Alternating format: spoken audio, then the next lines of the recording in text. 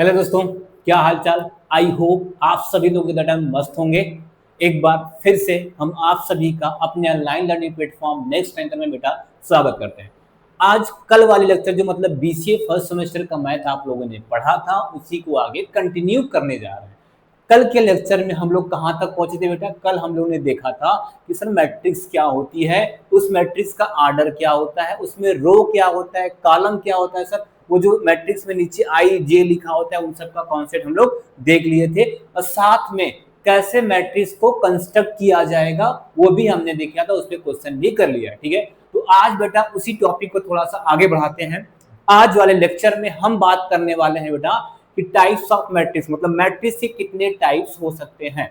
ठीक है बेटा, आप लोग से बस एक रिक्वेस्ट है, रिक्वेस्ट ये है कि जब भी आप क्लास में आओ तो पीछे जो भी एक नोट्स बनाते रहो प्रॉपर तरह से, पीछे जो भी आप पीछे लेक्चर का पढ़ के आए होते हैं उसको 5 मिनट लगता है रिवाइज करने में, उसको रिवाइज करके तब आया करो तो चीजें आराम से सिंपल वे में एकदम अच्छे तरीके से आपको क्लियर रहेगी। ठीक है, तो आगे आगे में आगे जब पढ़ने जाएंगे तो पीछे की चीज भूलने का चांसेस बेटा बहुत कम होगा। ठीक है, तो आते हैं बेटा अपने टॉपिक पे। आज हम लोग टॉपिक की बात करने वाले हैं सर टाइप्स ऑफ मैट्रिक्स की बात करने वाले हैं। किसकी बात करने वाले हैं? टाइप्स ऑफ मैट्रिक्स की। ध्यान से देखना बेटा, टाइप्स ऑफ मैट्रिक्स की बात करने वाले हैं।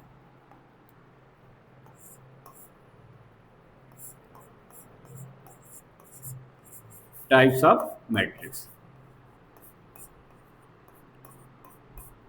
इसकी बात करने वाले हैं। इसमें बेटा सबसे पहला जो हम देखते हैं, सबसे पहला लिखते हैं रो मैट्रिक्स। क्या लिखते हैं बेटा? सबसे पहले जो हेडिंग डालने वाले हैं हम लोग, क्या डालने वाले sir? Row matrix. Row matrix. ठीक है, सबसे पहली हेडिंग हमारी क्या हो जाएगी सर? Row matrix. ठीक है, अब रो मैट्रिक्स बेटा नाम से पता चल रहा है कि इसके अंदर रो का कॉन्सेप्ट लेके आना है। क्या लेके आने वाला है? रो का कॉन्सेप्ट। तो बेटा ध्यान से सुनना, कोई भी मैट्रिक्स, ध्यान सुनना, कोई भी मैट्रिक्स को हम रो मैट्रिक्स बोलेंगे। कब बोलेंगे बेटा? जब उसके पास सिर्फ वन रो रहे। क्या रहे? वन रो रहे, कॉलम कुछ भी रहे, कॉलम कुछ भी रहे। इसका मतलब सर ऐसा, अगर हम देखिए एग्जांपल की बात करें सर, अगर ए ऐसा लिख दें, ए इक्वल टू 1 2 3। अब हम आपसे इसका आर्डर पूछें, क्या पूछें? आर्डर। तो बोलोगे सर जो ऐसे चलता है उसको रो बोलते हैं और रो को पहले लिखते हैं। सर ये ऐसे एक लाइन है, मतलब इसका रो कितना है? 1 है। सर कॉलम की बात करें तो 1 2 3, देखो 1 2 3, सर कॉलम कितना है? 3। मतलब सर इसका आर्डर कितना है? 1 क्रॉस 3 का, 1 क्रॉस 3 का इसका आर्डर है। एक मिनट बेटा, 1 क्रॉस 3 का सर क्या है? ऑर्डर है। और साथ में सर ये 1 रो को बता रहा है, ये 1 रो को बता रहा है सर, और ये 1 कॉलम को बता रहा है। किसको बता रहा है? कॉलम को। तो अभी बेटा बात सुनना ध्यान से, हमने बोला रो मैट्रिक्स क्या होती है? जिसके पास सिर्फ एक रो रहेगा वो रो मैट्रिक्स रहेगी, कॉलम में कुछ भी हो सकता है। इसका मतलब सर जो एग्जाम्पल लिखा गया है, किसका एग्जाम्पल लिखा गया है? रो मैट्रिक्स का। बात क्लियर बेटा? ध्यान देना फिर से, किसी भी मैट्रिक्स को आप रो मैट्रिक्स बोलोगे कब? जब उसके पास सिर्फ एक रो रहेगा तो उसको हम सिंपल सा बोलेंगे कैसा मैट्रिक्स है सर? Row matrix. दूसरा एग्जांपल सर, अगर हम इसको ऐसे लिखें, अलग लिख दें ऐसा कुछ 1 5 4 3 2, सर इसका आर्डर बताओगे तो कितना? सर देखिए इसके पास रो तो एक ही है 1 क्रॉस, कॉलम कितने? 1 2 3 4 5, ये हो गया। सर इसका मतलब तब भी कि हमारे पास ये कैसी मैट्रिक्स है? रो। तो अब कॉन्सेप्ट क्लियर क्या? कि सर रो मैट्रिक्स हम उसी को बोलेंगे जिसके पास रो क्या होना चाहिए? सिर्फ 1 होना चाहिए, सिर्फ 1। अब आओ बेटा, जनरल फॉर्म सर मैट्रिक्स का ऐसे होता है, जनरल फॉर्म मैट्रिक्स का कैसा होता है? ऐसे, और यहाँ पर लिखा होता है m क्रॉस का m, ये जनरल फॉर्म होता है। सर आपने रो के लिए बोला, कंडीशन है कि रो हमेशा रो मैट्रिक्स तभी होगा जब उसके पास रो 1 होगा। सर ये m रो को बताता है। क्या बताता है सर? ये m हमारा किसको बताता है? रो को बताता है। इसका मतलब सर इसकी हम वैल्यू हमेशा 1 रहनी चाहिए। अगर ये रो मैट्रिक्स होगा तो इसकी वैल्यू हमेशा क्या होनी चाहिए? 1 होनी चाहिए। और ये 1 क्रॉस n, ये जनरल फॉर्म किसका हो गया सर? रो मैट्रिक्स का। इसका मतलब क्या? इसका मैं डेफिनेशन लिखें, अ मैट्रिक्स ए, अ मैट्रिक्स ए, और ए क्या हमारा? ऐसा A I J M cross M.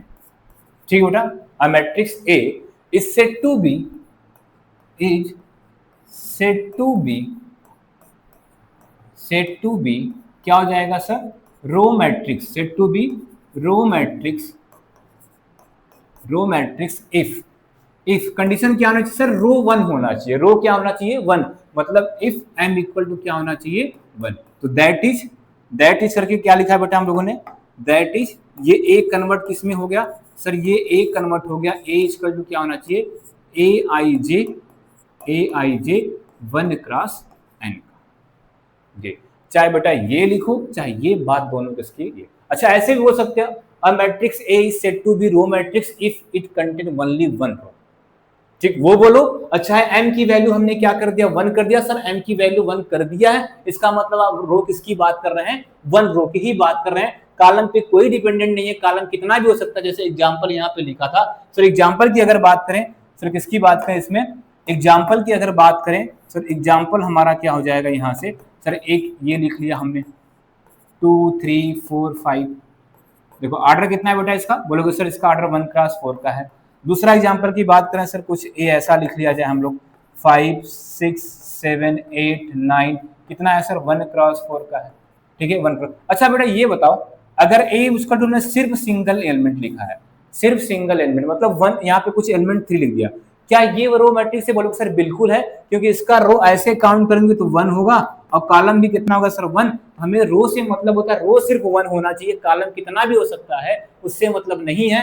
इसका मतलब सर ये तीनों जो एग्जांपल किसके थे, रो मैट्रिक्स के बता, और इसमें थोड़ा स्टार बना के रखना, ये बहुत काम अभी कुछ फर्क देगा, इसको स्टार बना के रखना, ठीक बेटा, इस वाले एग्जाम्पल पे, इस पे, इस वाले एग्जाम्पल पे स्टार, ठीक है, इनको हटाते हैं बेटा। तो ये सिंपल सा डिफिनीशन किसका था बेटा, रो मैट्रिक्स का, माइंड में बैठा लो, सर डिफिनीशन पूछा तो बोल देंगे a matrix A is said to be row matrix if it contain only one row, या अ मैट्रिक्स ए एक कैसा बोला जाता है, इसको बोला जाता है is said to be row matrix if M equal to कितना हो जाए, 1 हो जाए, एम इक्वल टू कितना हो जाए 1, या बेटा सिंपल सा ये भी याद करके रख सकते हो, जो भी आपको अच्छा लगे उसको माइंड में बैठा लेना,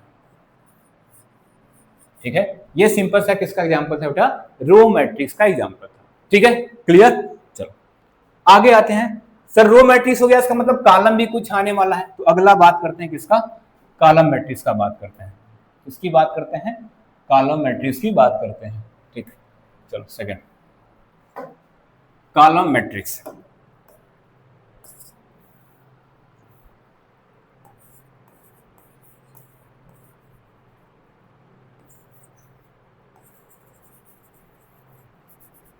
कॉलम मैट्रिक्स। सर अभी आपने बताया रो मैट्रिक्स में कॉन्सेप्ट तो दिया, जिसके पास सिर्फ एक रो होगा वो हमारा रो मैट्रिक्स होता है, इसका मतलब कॉलम मैट्रिक्स की बात करेंगे जिसके पास सिर्फ एक कॉलम होगा वो हमारा क्या हो जाएगा, कॉलम मैट्रिक्स, सिंपल डिफिनेशन। तो क्या बोलोगे बेटा, क्या लिखोगे, अ मैट्रिक्स ए, अ मैट्रिक्स ए, और ए कैसा है सर, ये ऐसा ए आई जे कितना होता है सर, जनरल फॉर्म लिख रहे हैं, M cross N is said to be, is said to be column matrix, column matrix, column matrix if, किस पे कंडीशन लगाना होगा सर, कॉलम की बात करें तो कॉलम को, और कॉलम किसको बताता है सर, एन को बताता है, मतलब एन इक्वल टू क्या होना चाहिए 1, एन इक्वल टू 1। अगर जैसे जनरल फॉर्म लिखे दैट इज करके तो क्या हो जाएगा सर, दैट इज करके लिखेंगे तो ये हो जाएगा, that is A equal to क्या होना चाहिए, ए आई जे। अब सर इसमें रो कुछ भी हो सकते हैं, रो हमारा कुछ भी हो सकता है, उससे मतलब हमें नहीं है, लेकिन कॉलम कितना होना चाहिए हमेशा सर 1 होना चाहिए, मतलब ये इस ऑर्डर का रहेगा, इसको बोलेंगे सर ये कैसी मैट्रिक्स है हमारी, कॉलम मैट्रिक्स। कैसा हो गया, कॉलम मैट्रिक्स। सर एग्जांपल की बात कर लेते हैं, इसमें किसकी बात कर लेते हैं सर, एग्जांपल की बात करते हैं। तो एग्जांपल में पहला ऐसे लिख लिया जाए सर, देखिए ऐसा 1 2 3, बोलोगे सर रो ऐसे काउंट होता है 1 2 3, रो कितना है सर 3, कॉलम सर कितना है सिर्फ 1, ये कैसी मैट्रिक्स है सर, कैसी मैट्रिक्स है सर, कॉलम मैट्रिक्स। सेकंड की बात करें, सेकंड की बात करें सर, ऐसा भी कुछ लिख सकते हैं 1 2 3 4, 1 2 3 क्यों आ रहा है भाई, 4 6 7 11, कितना ऑर्डर है सर सर इसका ऑर्डर है 4x1 का। तो ये भी हमारा किसका एग्जांपल हुआ सर, ये भी किसका हुआ सर, कॉलम मैट्रिक्स का मेन एग्जांपल। ये जो वहां पे एक स्टार बनाए थे पिछले में ना, देखो यहाँ पे। अब बताओ ये कॉलम मैट्रिक्स है कि नहीं, बिल्कुल बोलोगे सर इसके पास 1 रो और एक कॉलम 1 कॉलम है। तो हमें यहाँ पे सिर्फ कॉलम से मतलब होता है, किससे मतलब होता है, कॉलम से मतलब होता है। ये भी हमारी कैसी मैट्रिक्स है, कॉलम मैट्रिक्स है। तो बेटा सिंपल सा बताओ, रो मैट्रिक्स और कॉलम मैट्रिक्स का कॉन्सेप्ट क्लियर हुआ कि नहीं, ठीक है। तो सिंपल याद कर लो सर, रो मैट्रिक्स की बात अगर आप करोगे तो हम ये बताएंगे कि उसके पास सिर्फ एक रो होना चाहिए, कॉलम कुछ भी रहे हमसे मतलब नहीं। लेकिन अगर आप कॉलम मैट्रिक्स की बात करेंगे, किसकी बात करेंगे, कॉलम मैट्रिक्स की, उसके पास रो कितने भी रहे हमसे मतलब नहीं, लेकिन कॉलम कितना होना चाहिए, 1। ये दोनों में डिफरेंट है। लेकिन बेटा अगर आपसे पूछ दिया एक ऐसा एग्जांपल बताओ जो रो मैट्रिक्स भी होता है और कॉलम मैट्रिक्स, तो सीधा बोलना सर वो 1x1 वाला ऐसी मैट्रिक्स जिसका ऑर्डर 1x1 होता है, वो रो मैट्रिक्स भी होता है और क्या होता है सर, कॉलम मैट्रिक्स भी। बेटा ये स्टार वाली बात याद रखना, ये स्टार वाली बात याद रखना, ठीक है। स्टार वाला फिर से सुन लो। अगर आपसे सिंपल सा पूछा कि एक ऐसा एग्जांपल बताओ जो रो मैट्रिक्स भी होता है और कॉलम मैट्रिक्स, सर सिंपल बोलना सर जिसके पास ऑर्डर 1x1 का होगा या जिसके पास सिर्फ एक रो और 1 कॉलम मैट्रिक्स 1 कॉलम होगा, वही मैट्रिक्स हमारी क्या होने वाली है, रो और कॉलम दोनों को फॉर्म करेगा, मतलब दोनों टाइप की मैट्रिक्स वो होगी। ठीक बेटा, ये क्लियर हो गया, इतना क्लियर। तो आगे चलें बेटा, ठीक है, चलो आगे चलते हैं बेटा, चलो आगे। अब आता है zero matrix. Zero matrix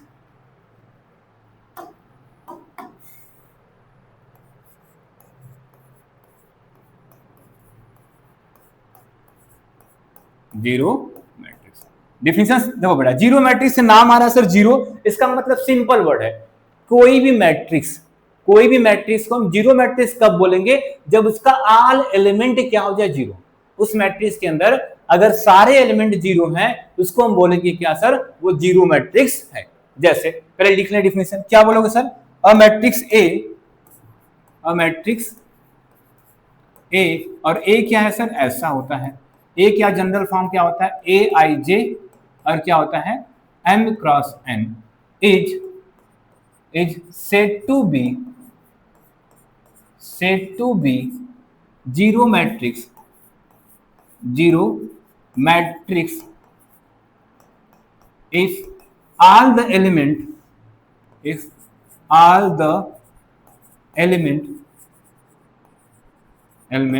of matrix are zero। That is करके बेटा ऐसे लिखना है, ये भी लिख सकते हो आप, दैट इज करके A equal to A I J M cross N is zero matrix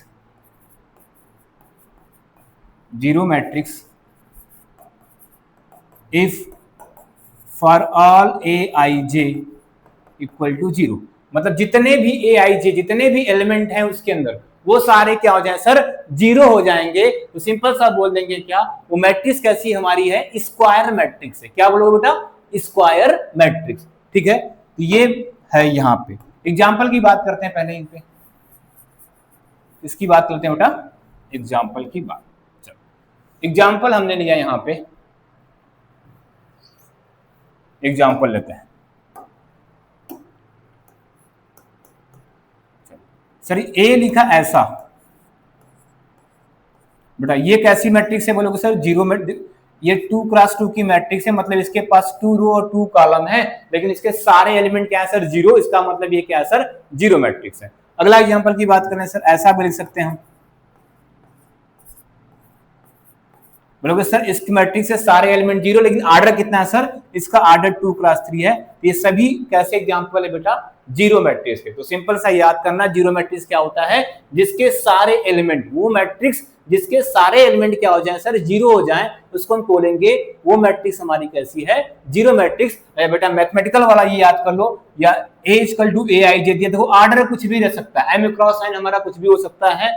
is zero matrix if for all A I, मतलब जितने अंदर के एलिमेंट, देखो इसको बोलते हैं बेटा फॉर ऑल, ये उल्टा ए लिखा है ना, इसको क्या बोलोगे आप, फॉर ऑल। फॉर ऑल मतलब सभी, ठीक है, ये लैंग्वेज ध्यान देना। और बेटा जो ऐसे लिख रहे हैं हम, तब जो बच्चे बायो से पढ़े हैं उनको जानना जरूरी है, जो ये ऐसे लिख रहे हैं इसका मतलब होता है दैट इज, क्या होता है, दैट इज। और जो ऐसे साइन देखो दे रहे हैं उसका मतलब है दिस इंप्लाइज दैट। कि बेटा तीनों याद रखना सर, ये अगर हमें दिखेगा तो इसका मतलब सर फॉर ऑल है, ये दिखेगा मतलब दैट इज है, और ये दिखेगा मतलब क्या, दिस इंप्लाइज दैट है। ठीक है, तो ये बायो वाले बच्चे ध्यान देना, बाकी जो मतलब मैथ नहीं पढ़े।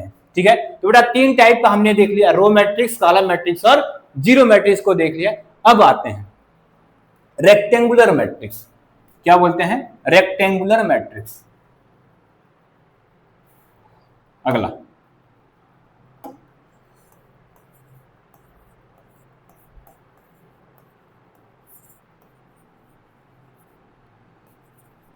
रेक्टेंगुलर मैट्रिक्स, बड़ा सिंपल सा डिफिनेशन। रेक्टेंगल मतलब सर, एक रेक्टेंगल की बात कर रहे हो सर, रेक्टेंगल वो होता है जिसको हम जानते हैं जिसका साइड मतलब आमने सामने वाली साइड तो इक्वल होती है, सॉरी आमने सामने वाली साइड इक्वल होती है, लेकिन चारों साइड इक्वल नहीं होती, जैसे ऐसा कुछ बोलते हैं आप, ऐसा, ये रेक्टेंगल सर, ये वाली साइड और ये साइड इक्वल है, और ये वाली साइड इक्वल है, मतलब सिर्फ सामने वाली साइड इक्वल है, बाकी सारे चारों इक्वल नहीं है, इसको क्या बोलते हैं, रेक्टेंगल बोलते हैं। तो बेटा रेक्टेंगल का मतलब होता है सर, मतलब ये हुआ इसमें चारों चीजें तो इक्वल नहीं होने वाली है। ठीक है, इसका मतलब बेटा ध्यान से सुनना, डिफिनेशन क्या बोलती है, अ मैट्रिक्स, ध्यान सुना, अ मैट्रिक्स ए, और ए को क्या लिखा हमने, ए आई जे, और ऑर्डर कितना होता है sir, m cross n is said to be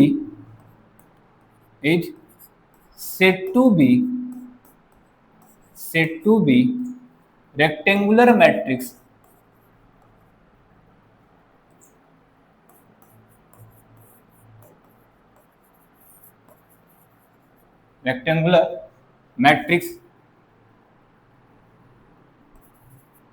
matrix if number of row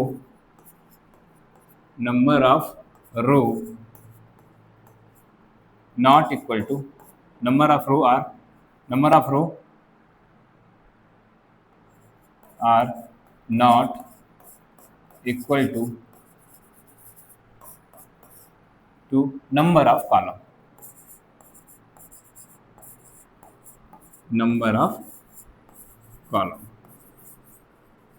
ठीक है, मतलब सिंपल से बेटा, अगर कोई matrix A I J equal to दिया है, उसको हमें क्या बोलना है, rectangular matrix is said to be rectangular matrix if number of row are not equal to number of column, मतलब रो और कॉलम आपस में इक्वल नहीं होना चाहिए। सिंपल से बोलो तो या तो रो ज्यादा हो जाए कॉलम कम हो जाए, या तो कॉलम ज्यादा हो जाए रो कम हो जाए, ऐसा होगा।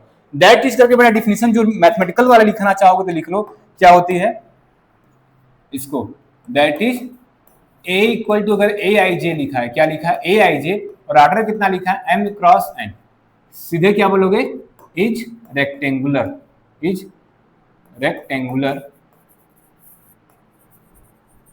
If m not equal to n, सीधा पता है सर, m रो को बताता है और n किसको बताता है सर, कॉलम को।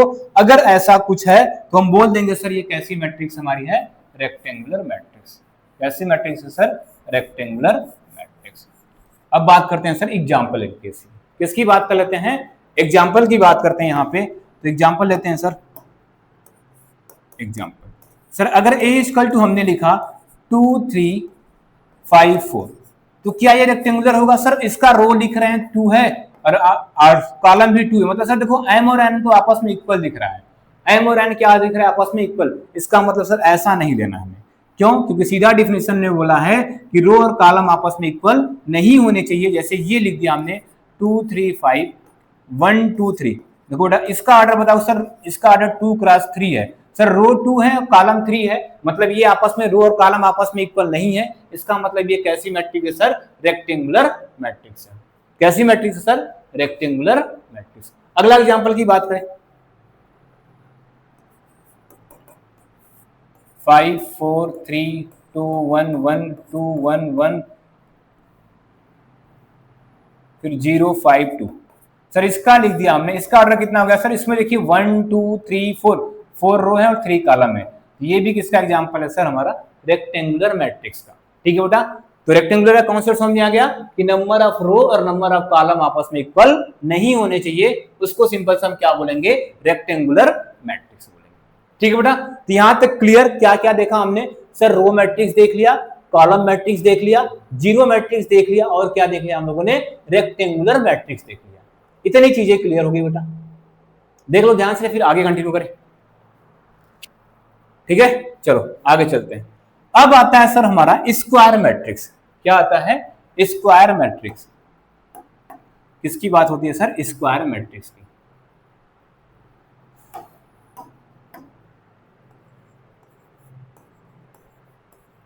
Square matrix. अब बेटा नाम से ही पता चल रहा है सर, आपने लिखा है स्क्वायर मैट्रिक्स, तो स्क्वायर का कॉन्सेप्ट हमें याद आ रहा है कि उसकी जितने भी चारों लेंथ होती थी, चारों साइड होती थी, क्या होती सर? इक्वल होती थी। इसका मतलब सर अगर उसका कॉन्सेप्ट यहाँ करने को नाम वही लिखा है, इसका मतलब सर यहाँ पे ऐसा हो सकता है कि रो और कॉलम आपस में क्या हो जाए? इक्वल। बेटा ठीक यही है कि अगर कोई भी मैट्रिक्स ए दिया है उसको क्या बोलोगे? स्क्वायर बोलोगे। कब? जब उस मैट्रिक्स के रो और कॉलम आपस में क्या हो जाए? इक्वल हो जाएंगे। हम सिंपल सा बोल देंगे सर कैसी मैट्रिक्स है वो? स्क्वायर मैट्रिक्स है। कैसी मैट्रिक्स है? Square matrix. तो लिख देते हैं बेटा डिफिनेशन सिंपल सा। A matrix A, a matrix A, और A क्या लिखता है बेटा? हमेशा याद रखना A को क्या लिखना है? जनरल फॉर्म क्या होता है? A equal to AIJ M cross N, जहां सर M रो को बताता है और N किसको बताता है सर? कॉलम को। इतना चिपका के रख लेना माइंड में। ठीक है, A matrix A equal to हमने लिखा ये is said to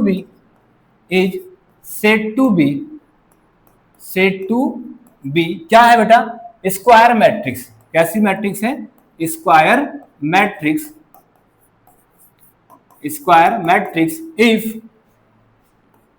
if number of row are equal to number of column. अगर ऐसा कुछ होता है बेटा तो हम सीधा बोल देंगे क्या है वो मैट्रिक्स? कैसी मैट्रिक्स है? स्क्वायर। दैट इज करके लिखना चाहो तो लिख लो सर दैट इज करके लिखना चाहेंगे ये मतलब क्या हो जाएगा? ए इक्वल टू ए आई जे, ये कोई मैट्रिक्स है और ऑर्डर कितना लिखा है sir? M cross N is said to B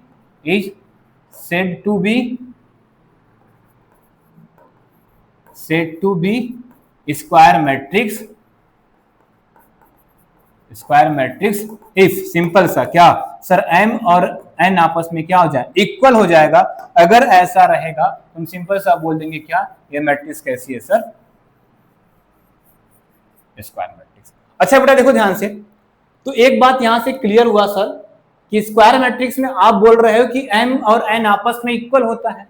m और n आपस में क्या होता है? इक्वल। इसका मतलब सर n की जगह चाहे n लिख दे और चाहे n की जगह m लिख दे, बात तो दोनों एक ही होने वाली है। इसका मतलब सर इसको ऐसे भी डिनोट कर सकते हैं बेटा, इसको ऐसे भी डिनोट कर सकते हैं। ध्यान रखना, अगर A equal to A I J square matrix है तो हमने क्या बोला सर? ये ए आई जे लिखा है और m और n आपस में इक्वल तो n क्रॉस n भी लिखा सकता है बेटा। अगर ऐसे भी लिखा है तो ये मतलब सीधा दिख रहा है, मतलब दोनों सेम दिख रहा है, n क्रॉस n दिख रहा है, तो आप सीधा कहोगे सर ये कैसी मैट्रिक्स है? हमारी स्क्वायर मैट्रिक्स है। कैसी मैट्रिक्स है बेटा? स्क्वायर मैट्रिक्स है हमारी। ठीक है, ये क्लियर हुआ बेटा। एग्जाम्पल की बात करें सर, एग्जाम्पल ले लेते हैं हम इसमें। एग्जाम्पल में पहला सर सिंपल सा 2 लिखा बेटा। कितना रो कितना कॉलम है? बोलोगे सर ऐसे काउंट कर रहे हैं तो 1 आ रहा है, अब कॉलम भी कितना आ रहा है? 1, मतलब 1 क्रॉस 1। रो और कॉलम आपस में क्या दिख रहा है? इक्वल दिख रहा है, मतलब n की वैल्यू सिंपल से कितना है सर? 1 है। मतलब ये क्या है? स्क्वायर मैट्रिक्स है। कितने ऑर्डर की सर? 1 ऑर्डर की स्क्वायर मैट्रिक्स है। कितने ऑर्डर की? 1। जितने n की वैल्यू यहाँ पे होती है उतना उसका ऑर्डर बोलते हैं। किसका? स्क्वायर मैट्रिक्स का। ठीक है सर, दूसरा एग्जांपल की बात है, अगर ऐसा लिख दिया आपने 2501 सर, इसका ऑर्डर कितना है सर? 2 क्रॉस 2। इसका मतलब n की वैल्यू कितना है सर? 2। n की वैल्यू कितना है? 2। मतलब ये स्क्वायर मैट्रिक्स तो है लेकिन सर कितने ऑर्डर की है सर? ये 2 ऑर्डर की स्क्वायर मैट्रिक्स है। कितने ऑर्डर की है? 2 ऑर्डर की हमारी ये स्क्वायर मैट्रिक्स है। ठीक है, तीसरा सर एग्जांपल की बात करेंगे अगर, तो ऐसा कुछ लिख दिया जाए 1 2 3 0 5 1 0 2 1। कितना ऑर्डर सर? 3 क्रॉस 3 का, 3 क्रॉस 3 का। मतलब सर n की वैल्यू कितना है? 3 है। मतलब सर ये भी हमारी क्या है? एक स्क्वायर मैट्रिक्स है, लेकिन कितने ऑर्डर की है सर? 3 ऑर्डर की। इसी तरह 4 ऑर्डर 5 ऑर्डर जितने के चाहो उतने की स्क्वायर मैट्रिक्स बना सकते हो, ठीक है, उतने की स्क्वायर मैट्रिक्स बना सकते हो, ठीक है। अच्छा बेटा, अब ध्यान देना मेरी बात यहां से। अब जो भी कहानी स्टार्ट होगी बेटा वो स्क्वायर मैट्रिक्स से स्टार्ट होगी। जितने भी आगे मैट्रिक्स पढ़ेंगे उन सभी मैट्रिक्स में हमें ये कॉन्सेप्ट लेके आना होगा कि सबसे पहले वो स्क्वायर मैट्रिक्स होना चाहिए, ठीक है। तो बेटा स्क्वायर मैट्रिक्स वाला कॉन्सेप्ट क्या बोला है? रो और कॉलम जिसके इक्वल होंगे उसको बोलेंगे सिंपल सा क्या हम? वो स्क्वायर मैट्रिक्स है, ठीक है। दूसरा क्या बोल सकते हैं सर? ये दोनों सेम दिखना चाहिए, वो भी देख के बता सकते हो स्क्वायर मैट्रिक्स, ठीक है। अब ध्यान देना बेटा, जब भी कोई स्क्वायर मैट्रिक्स होती है तो उसके पास डायगोनल होता है। क्या होता है? डायगोनल। ध्यान सुनना, अब ने क्या बोला सर? कोई भी स्क्वायर मैट्रिक्स होती है उसके पास क्या होता है? डायगोनल। और डायगोनल सर जो बीच वाले को ये होता है, जो बीच वाली लाइन जहां से जाती है ना, वो एलिमेंट डायगोनल के होते हैं। जैसे इसमें लाइन कहां से गई है सर? 151 से गई है, तो ये एलिमेंट 151 एलिमेंट किसके काम कर रहे हैं? इस मैट्रिक्स के डायगोनल एलिमेंट है। जैसे इसमें सर ये लाइन कहां जाएगी सर? ऐसे, तो 2 1 से पास की है, मतलब ये 2 और 1 क्या है सर? ये डायगोनल एलिमेंट है। जैसे इसमें सर एक ही एलिमेंट है, वो ऐसे है, वो 2 भी किसका एलिमेंट है सर? डायगोनल एलिमेंट के अंदर हम काउंट कर सकते हैं। जैसे अगला एग्जांपल की बात करेंगे सर, अगर अगले एग्जांपल की बात करेंगे, अगर a इक्वल टू ऐसा कुछ लिख दिया जाए 5 2 3 4 1 0 2 3 3 0 5 2 1 2 3 2। अब बोलोगे सर इसका डायगोनल बताना होगा, तो आराम से बता देंगे सर, ये वाली लाइन जहां से पास कर रही है वो सारे एलिमेंट किसके एलिमेंट है सर? डायगोनल एलिमेंट के। तो डायगोनल का कंसेप्ट समझ आया बेटा? क्या जो ऐसे लाइन खींचने पे आएगा, और ध्यान देना डायगोनल हमेशा किसमें बनेगा? स्क्वायर मैट्रिक्स के अंदर ही बनेगा। अगर स्क्वायर मैट्रिक्स नहीं रहेगी तो उसके अंदर डायगोनल नहीं बनेगा, ठीक। जैसे अगर हम एक रेक्टेंगुलर मैट्रिक्स रखते हैं, देखो दो टाइप हुआ, एक स्क्वायर मैट्रिक्स हुआ, दूसरा क्या हुआ? Rectangular matrix. अगर हम रेक्टेंगुलर मैट्रिक्स की बात करेंगे, अगर ऐसा कुछ लिख दिया, देखो हमने ये 2 3 5 1 2 5, सर इसका ऑर्डर कितना है सर? इसका ऑर्डर 2 क्रॉस 3 का। सबसे पहले तो ये स्क्वायर मैट्रिक्स नहीं है, तो स्क्वायर मैट्रिक्स नहीं तो मतलब रेक्टेंगुलर मैट्रिक्स है। और रेक्टेंगुलर मैट्रिक्स में क्या बोला था सर? इसमें रो और कॉलम आपस में इक्वल ना हो, जैसे m और n आपस में इक्वल ना हो। सर यहाँ पे m की वैल्यू 2 है और n की वैल्यू 3 है, ये दोनों आपस में इक्वल नहीं है, इसका मतलब ये तो है रेक्टेंगुलर मैट्रिक्स, ठीक है। दूसरा चीज सर, ये डायगोनल का इसमें एलिमेंट हमें बताना, तो बता पाएंगे बेटा? हमने क्या, देखो तीनों में जो जितने भी है उसमें लाइन खींचा तो वो लाइन यहाँ से स्टार्ट होकर लास्ट तक जा रही है, लेकिन बेटा देखो इसमें नहीं जा पाएंगे, उधर छूट गया ना, छूट गया। तो ये रेक्टेंगुलर मैट्रिक्स नहीं है, ये क्या है? Not rectangular, not rectangular.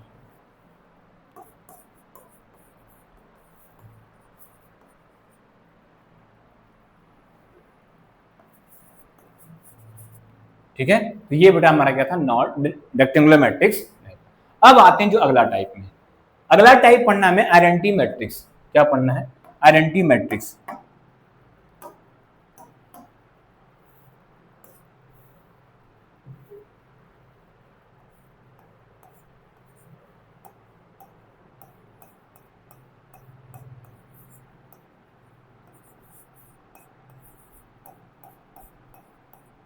Identity matrix क्या होता है बेटा? ध्यान सुनना, आइडेंटिटी मैट्रिक्स हमने क्या बोला था? अब जितने भी कॉन्सेप्ट हमारे चलेंगे वो किससे आएंगे? एक मिनट, ब्लर हो रहा है क्या?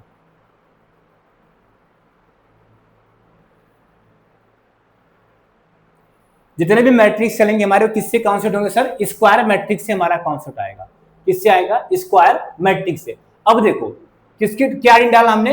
Identity matrix. तो सिंपल सा डिफिनेशन इसका लिखते हैं, अ स्क्वायर मैट्रिक्स। अब जैसे बेटा स्क्वायर मैट्रिक्स बोलेंगे तो आपके माइंड में आएगा सर जिसका रो और कॉलम आपस में क्या होते हैं? इक्वल होते हैं। तो डिफिनेशन पहले से लिखते हैं बेटा, ये क्या होता है?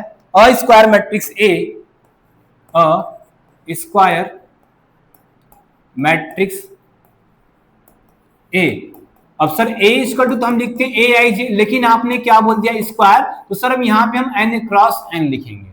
हर बार क्या लिखते थे बेटा? एन क्रॉस एन, क्योंकि वहां पे स्क्वायर की बात हम नहीं कर रहे थे। लेकिन हम क्या बोले, अ स्क्वायर मैट्रिक्स ए बोल दिया, मतलब ये m और n आपस में क्या हुए हैं, equal. Is said to be, is said to be, said to be identity matrix, identity matrix, matrix if diagonal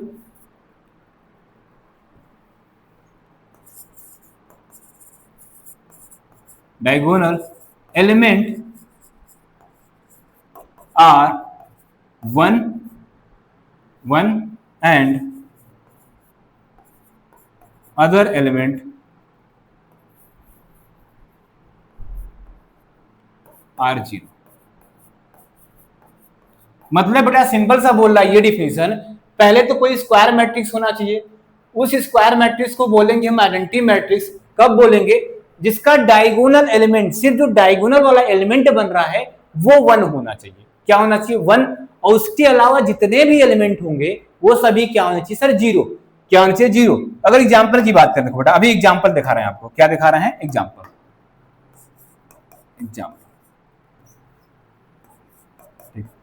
sir ऐसा लिख दिया हमने, देखिए 1 0 0 1। सर पहले तो देखो 2 क्रॉस 2 है, ये स्क्वायर मैट्रिक्स है। कैसी मैट्रिक्स है सर, स्क्वायर मैट्रिक्स है, ये दोनों का रो और कॉलम आपस में क्या इक्वल है। सर देखिए डायगोनल की लाइन खींचेंगे तो डायगोनल, सिर्फ डायगोनल पे सर कितना लिखा है, 1, यहाँ पर भी 1। और डायगोनल के अलावा, मतलब डायगोनल के एबव और डायगोनल के बिलो एलिमेंट क्या है बेटा, 0।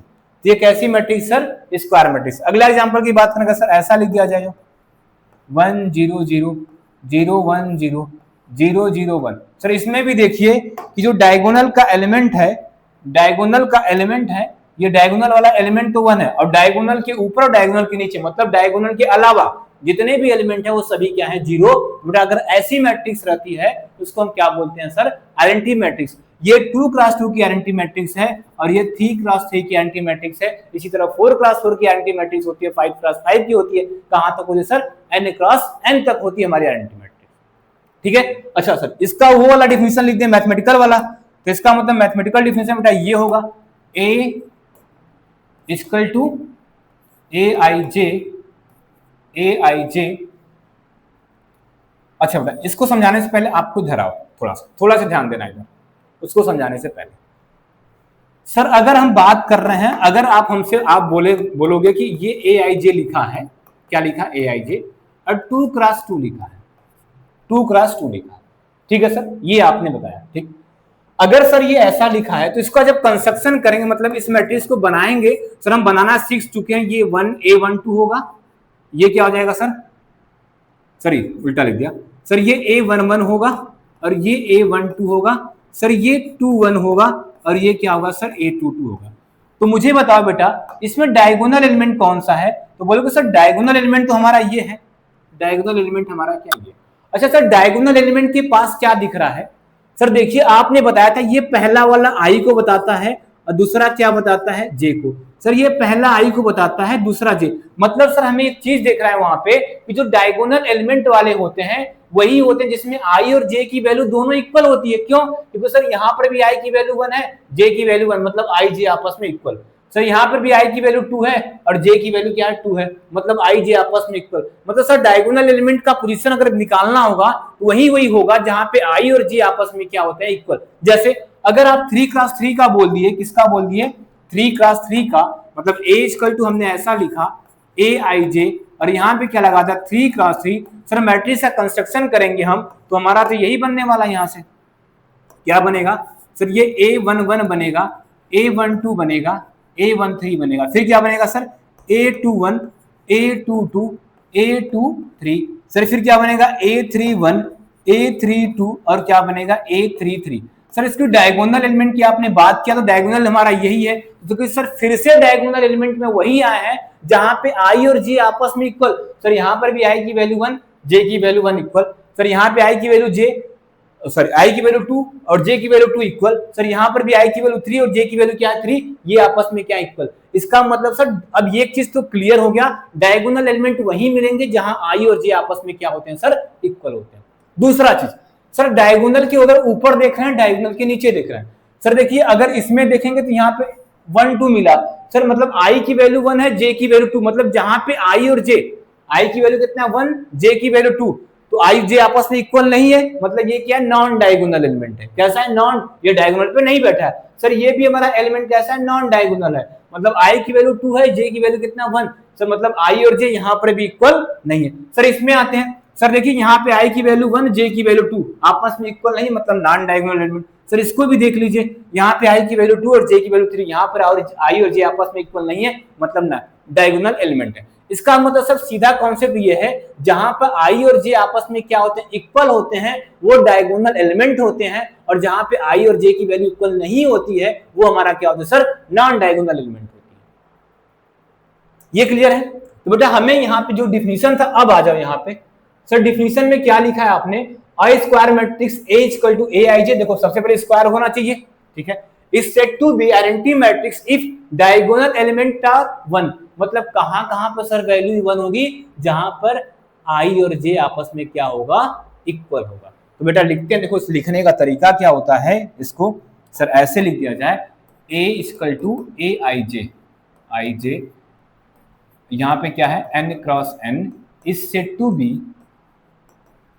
To be diagonal matrix, diagonal matrix if, बेटा इफ मतलब इफ कंडीशन किस पे लगाया सर, aij पे कंडीशन। अब सर aij की दो वैल्यू होगी, एक बार aij की वैल्यू 1 होगी, कब होगा सर, जहां पे i और j आपस में क्या होते हैं, इक्वल, जहां पे i j सर इक्वल है, देखिए यहाँ पर सर i j इक्वल है, यहाँ पे i j वहां पे 1 होगा। दूसरा सर 0 होगा, कब होगा सर, जहां पे i और j आपस में इक्वल नहीं होते। बेटा ये भी डेफिनेशन है किसकी, आइडेंटिटी मैट्रिक्स की, तो ये भी आपको याद रखना है, ये मैथमेटिकल लैंग्वेज है बेटा, मतलब ठीक है।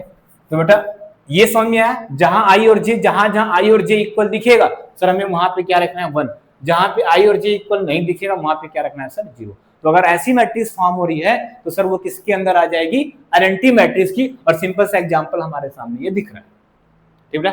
तो ये यहां तक बेटा क्लियर हुआ, क्या क्या देख लिया हम लोगों ने, मैट्रिक्स की टाइप को स्टार्ट किया था, उस टाइप में सर हमने रो मैट्रिक्स देखा, सर रो मैट्रिक्स का कॉन्सेप्ट हमें याद हो गया है, जिसमें सिर्फ एक रो होना चाहिए, कॉलम कुछ भी होगा उसको हम क्या बोल देंगे सर, रो मैट्रिक्स। सर दूसरी मैट्रिक्स हमने देखा कॉलम मैट्रिक्स, कॉलम मैट्रिक्स का कॉन्सेप्ट ये है जिसके पास सिर्फ सर एक कॉलम होना चाहिए, और रो कितना भी हो सकता है उसको हमसे मतलब नहीं है, तो वो क्या आ जाएगा सर, कॉलम मैट्रिक्स। उसके बाद सर हमने देखा जीरो मैट्रिक्स, वो मैट्रिक्स जिसके पास, जिसका सारे एलिमेंट क्या हो जाए सर, जीरो, उसको हम बोल देंगे सिंपल से कैसा है सर, जीरो मैट्रिक्स। उसके बाद देखा हमने rectangular matrix, rectangular matrix sir वो थी जिसके रो और कॉलम मतलब m और n की वैल्यू इक्वल नहीं होंगी, उसको क्या बोलेंगे सर हम लोग, रो मैट्रिक्स। उसके बाद क्या देखा हमने, स्क्वायर मैट्रिक्स, स्क्वायर मैट्रिक्स में क्या देख लिया सर, ऐसी मैट्रिक्स जिसमें नंबर ऑफ रो और नंबर ऑफ कॉलम, या जिसमें m और n की वैल्यू क्या हो जाए सर, इक्वल हो जाएगी, उसको हम सिंपल सा बोल देंगे स्क्वायर मैट्रिक्स। उसके बाद क्या लास्ट देखा हम लोगों ने, आइडेंटिटी मैट्रिक्स, और आइडेंटिटी मैट्रिक्स में क्या कॉन्सेप्ट आया सर,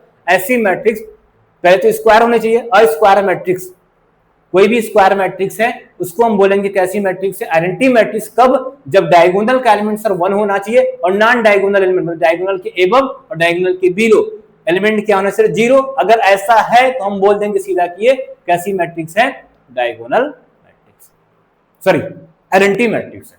क्या है बेटा, आइडेंटिटी मैट्रिक्स। तो यहां तक बेटा ये 5-6 टाइप हमने देखा। अब नेक्स्ट क्लास में बात करेंगे, नेक्स्ट क्लास में यही पढ़ेंगे, अभी इनके बहुत से टाइप बचे हैं तो उसको कवर किया जाएगा। तब तक के लिए बेटा आप सभी को बनाओ, मतलब देखो समझो, अगर कहीं पर बेटा दिक्कत होता है तो कमेंट में बताना, उसको हम फिर से बताएंगे कोई भी टॉपिक, ठीक बेटा। तब तक के लिए